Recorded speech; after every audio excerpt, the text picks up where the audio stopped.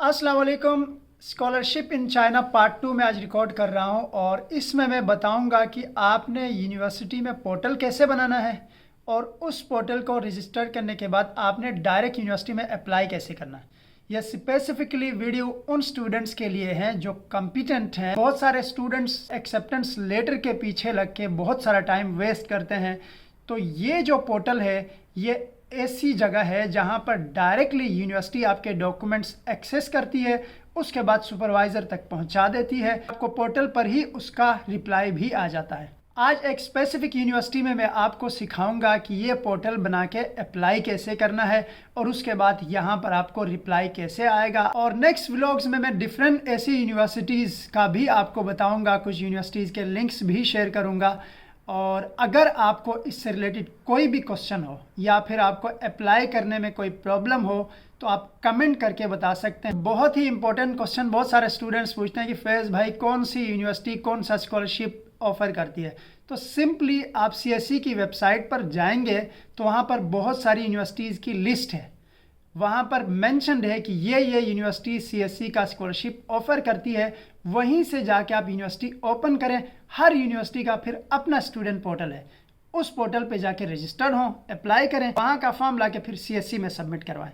चूँकि हम अब स्पेसिफिकली यूनिवर्सिटी का पोर्टल और स्पेसिफिक यूनिवर्सिटी में कैसे अप्लाई करते हैं ये सीखेंगे। फिर फर्दर नेक्स्ट जो वीडियोस हैं उनमें मैं आपको बताऊंगा कि सीएससी का फॉर्म कैसे सबमिट करना है। और बहुत सारे स्टूडेंट्स का ये भी कहना होता है कि ऑनलाइन अप्लाई नहीं कर सकते, बहुत मुश्किल है, लैपटॉप नहीं है। मैं सिंपली मोबाइल फ़ोन पर आज आपको पोर्टल बनाना सिखाऊंगा। आप मोबाइल फ़ोन से अपना पोर्टल बना सकते हैं, यहीं से अपने डॉक्यूमेंट्स अपलोड कर सकते हैं और मोबाइल पे ही आप इस स्कॉलरशिप के बारे में अपडेट रह सकते हैं। चलते हैं मोबाइल की स्क्रीन पर। मैं आपको पोर्टल बनाने से लेकर डॉक्यूमेंट्स अपलोडिंग और सबमिशन तक का पूरा प्रोसेस बताता हूँ। कोई भी क्वेश्चन हो आप कमेंट करके मुझसे पूछ सकते हैं। मैं हर इंडिविजुअल को रिप्लाई करके पूरा प्रोसेस बताऊंगा। ये सिर्फ और सिर्फ इस वजह से कि बहुत सारे ऐसे स्टूडेंट हैं जो बहुत कॉम्पिटेंट हैं, एलिजिबल हैं इन स्कॉलरशिप को अवेल करने के लिए, लेकिन लेक ऑफ नॉलेज की वजह से वो ये सारा प्रोसेस नहीं कर पाते हैं। तो लेट्स गो मोबाइल पर अप्लाई करते हैं। तो सबसे पहले अपना ब्राउज़र ओपन करते हैं। गूगल क्रोम में आप देखें मेरी हिस्ट्री में सेंट्रल चाइना नॉर्मल यूनिवर्सिटी, इसका अभी हम पोर्टल ओपन करेंगे और फिर इसमें हम अप्लाई करेंगे। आज ऑनलाइन पे आप क्लिक करेंगे यहाँ पर आके और ऑनलाइन एप्लीकेशन ओपन करते ही ये इंटरफेस आपके सामने आएगा। यहाँ पर दो ऑप्शन है, लॉगिन और क्रिएट न्यू अकाउंट। हम क्रिएट न्यू अकाउंट करेंगे। क्रिएट न्यू अकाउंट पे क्लिक करते ही ये इंटरफेस आपके सामने आएगा जिसमें आपने कुछ इन्फॉर्मेशन यूँ पुट करनी है। ईमेल, सबसे पहले आपका सरनेम ऑन पासपोर्ट और given name and middle name on passport, ये पासपोर्ट के अकॉर्डिंग आपने फिल करना है। और अगर आपका पासपोर्ट नहीं बना तो यहाँ पर आपने आई डोंट हैव पासपोर्ट पे क्लिक करना है। और अगर आपके पास पासपोर्ट नहीं है तो आप अपना CNIC नंबर भी पुट कर सकते हैं। उसके बाद फोर्थ स्टेप है नेशनलिटी। यहाँ पर अपने कंट्री सेलेक्ट करनी है। कंट्री सेलेक्ट करने के बाद नेक्स्ट स्टेप पे आप जब आएंगे तो इस तरह से ईमेल और कोड के दो ऑप्शन आएंगे। ईमेल वो जो आपने पुट की थी, आप उस ईमेल को ओपन करेंगे, वहाँ पर OTP होगा, आपने वो OTP लाके यहाँ पर पुट करना है और उसके बाद आपका अकाउंट ओपन है। यहाँ पर मेरा अकाउंट ऑलरेडी बना हुआ है तो इसलिए मैं ये स्टेप नहीं कर सकता। तो अब चलते हैं सीधे यूनिवर्सिटी का पोर्टल ओपन करते हैं। ये रहा CCNU का पोर्टल। यहाँ पर जब आप स्क्रॉल डाउन करेंगे तो ऑनलाइन एप्लीकेशन का ऑप्शन है, इस पर सिंपली क्लिक करें। ये ऑनलाइन एप्लीकेशन पर क्लिक करने के बाद यूज़र नेम और पासवर्ड, यहाँ मैं अपना यूज़र नेम और पासवर्ड पुट करूँगा और उसके बाद मेरा पोर्टल यहाँ पर ओपन हो जाएगा। पोर्टल ओपन करने के बाद सबसे पहला काम आपने करना है स्टार्ट एप्लीकेशन। ये सबसे पहला ऑप्शन है, स्टार्ट एप्लीकेशन करेंगे तो इस तरह का इंटरफेस आपके सामने आएगा। यहाँ पर एक नोटिस है, ये आपने पढ़ना है। And it says enrolment for 2024 spring intake is closed, application for 2024 fall intake is open. तो ये आपने नोटिस पढ़ने के बाद एग्री करना है। एग्री करने के बाद नीचे 3 ऑप्शंस हैं, एक्सचेंज स्टूडेंट्स और सेल्फ सपोर्ट स्टूडेंट्स और नीचे है international Chinese language teacher scholarship. तो हमने स्कॉलरशिप वाला सेलेक्ट करना है। ये स्कॉलरशिप वाला आपको समझाने के लिए मैं सेलेक्ट करता हूँ। और उसके बाद नेक्स्ट, ये भी international Chinese language teacher scholarship है। तो स्कॉलरशिप कोई भी हो, स्टेप्स अप्लाई करने के सारे वहीं होते हैं। تو اس کے بعد یہ ہمارے سامنے آپشنز آ گئے اور یہ ہمارے سامنے پروگرامز، اس وقت کتنے پروگرامز آفر ہو رہے ہیں چائنیز لینگویج میں۔ بیچلرز کی ڈگری ہو رہی ہے آفر اس وقت، جو کہ چائنیز میں ہوگی، چائنیز لینگویج میں۔ ماسٹرز کی ڈگری بھی ہے چائنیز لینگویج میں۔ پھر نیچے اسپیسیفک چائنیز لینگویج اسٹوڈنٹ ہے جو ہم نے ابھی اپلائی کیا ہوا، پھر چائنیز لینگویج اسٹوڈنٹ اگین۔ تو ہم یہاں پر سلیکٹ کریں گے چائنیز لینگویج کا آپشن۔ تو یہ ہم اپلائی کرتے ہیں یہاں پر کلک کر کے، اور اس کے بعد جو نیکسٹ اسٹیپ آئے گا وہ یہ میرا جو انفارمیشن ہے وہ آلریڈی پٹ ہے، کیونکہ میں نے یہاں پر آلریڈی اپلائی کیا ہوا ہے پی ایچ ڈی کے لیے۔ تو یہ رہا سب سے پہلا نیم وغیرہ، اور آپ کی country, date of birth, passport نیم وغیرہ وغیرہ، یہ ساری چیزیں ہیں۔ پورٹل کا سب سے بڑا فائدہ یہ ہے کہ آپ ایک دفعہ جب یہاں پر پورٹل بناتے ہیں اور آپ ایک پروگرام میں اپلائی کرتے ہیں، دوبارہ دوسرے پروگرام میں اپلائی کریں گے تو آپ کی بہت ساری انفارمیشن آٹومیٹکلی پٹ ہو جائے گی۔ تو یہ بیسک انفارمیشن ہے، یہ آپ دیکھیں گے تو آپ کو ساری سمجھ آئیں گی۔ تو یہ ساری میں نے کچھ پٹ کی ہیں، کچھ میں ابھی کرتا ہوں، ان میں اسپیسیفک ہے آپ کا میلنگ ایڈریس۔ اگر تو آپ نے آن لائن ریسیو کرنا ہے تو آپ اپنا پورا ایڈریس پٹ کریں۔ چونکہ میں یہاں چائنا میں ہی ہوں تو میں یہاں پر سلیکٹ کروں گا آئی ول پک بائی مائی سیلف۔ تو اس کے بعد کوئی بھی ایڈریس آپ نے نہیں ڈالنا ہے۔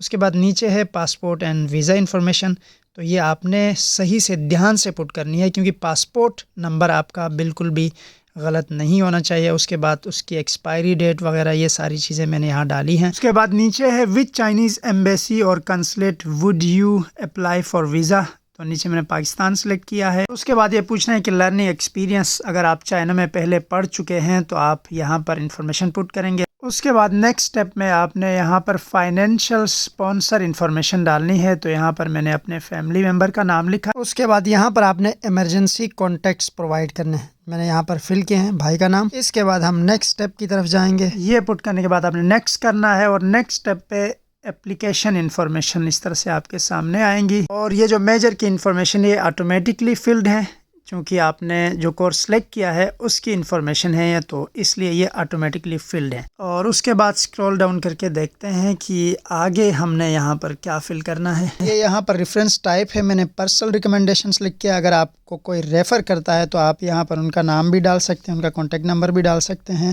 اور اس کے بعد نیچے ہے weather to apply for a scholarship, تو آپ نے یہاں پر یس کرنا ہے، اور نیچے ہے if you feel to get scholarship are you willing to study by self finance, تو یہاں پر آپ نے نو کرنا ہے۔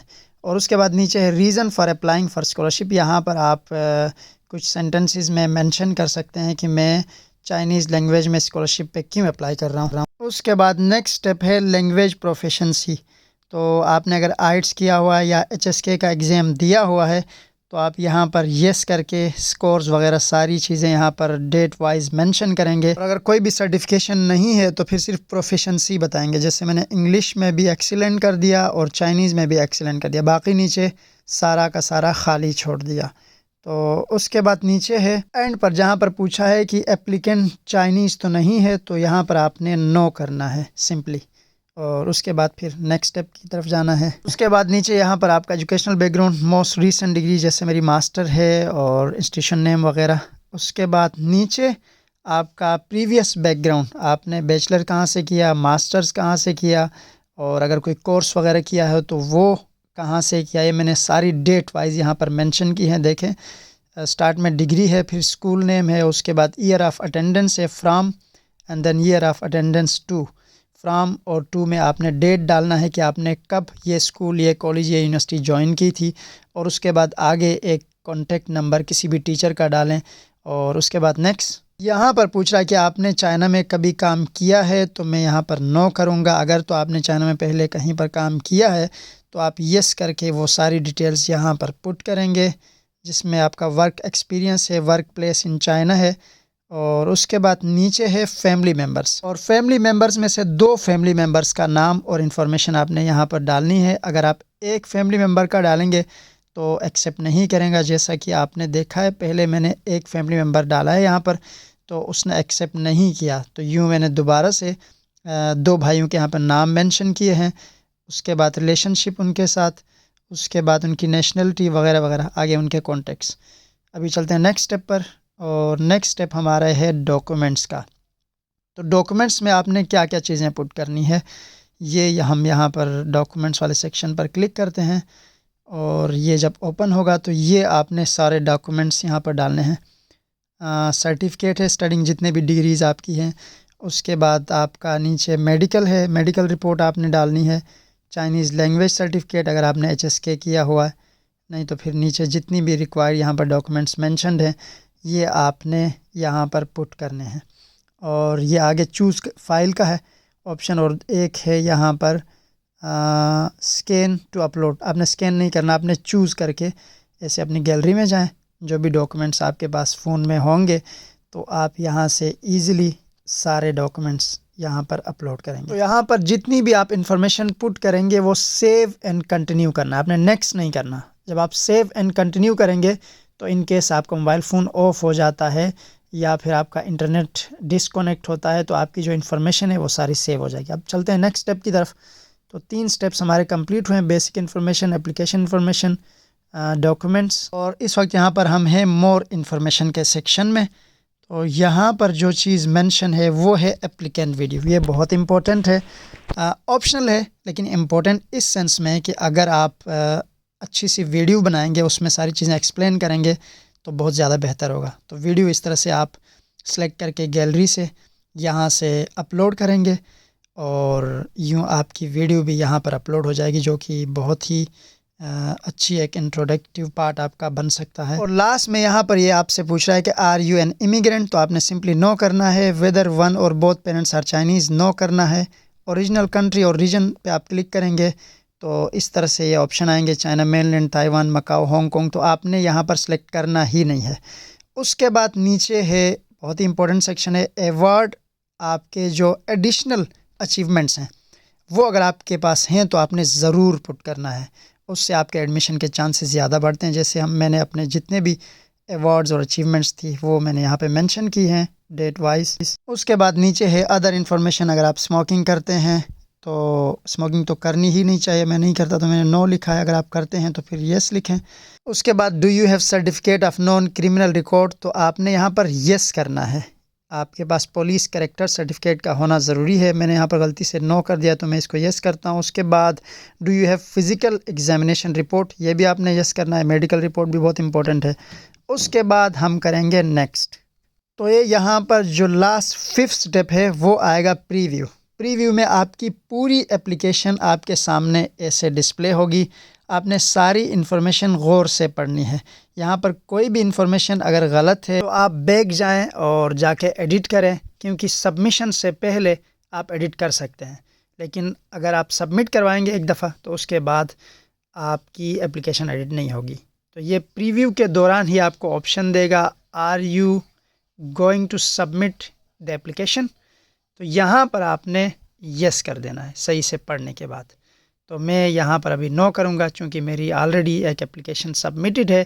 یہ سارا پروسیس صرف آپ کو سمجھانے کے لیے تھا۔ کچھ بیسک آپشنز تھیں، ان میں نے زیادہ ڈیٹیل میں نہیں سمجھایا کیونکہ وہ بیسک چیزیں ہیں، وہ آپ جب دیکھیں گے تو کلیئرلی آپ کو سمجھ آ جائے گی۔ لیکن پھر بھی اگر کوئی چیز آپ کو سمجھ نہیں آتی ہے تو آپ کمنٹ سیکشن میں مجھے بتا سکتے ہیں، میں کوشش کروں گا ہر انڈیویجول کو یہ سارا پروسیس سمجھانے کی۔ یہ تو ہمارا اپلائی ہو گیا، اپلیکیشن بھی سبمٹ ہو گئی، تو اب یہاں پر ہمیں اپڈیٹ کیسے آئے گی، کیسے ہمیں پتہ چلے گا کہ ہماری اپلیکیشن سبمٹ ہو گئی ہے۔ یہاں سے آپ بیک جائیں، جانے کے بعد مین پروفائل اوپن پر یہ جو میسیجز کا سیکشن ہے یہاں پر آپ کو رپلائی آئے گا، آپ کی اپلیکیشن کے حوالے سے جو بھی اپڈیٹ ہوگی اس کے بارے میں یہاں پر آپ کو بتایا جائے گا، اور اس کے ساتھ ساتھ آپ کی جی میل جو آپ نے رجسٹر کی ہے اس پر بھی آپ کو رپلائی آئے گا اور آپ کو اپڈیٹ کیا جائے گا۔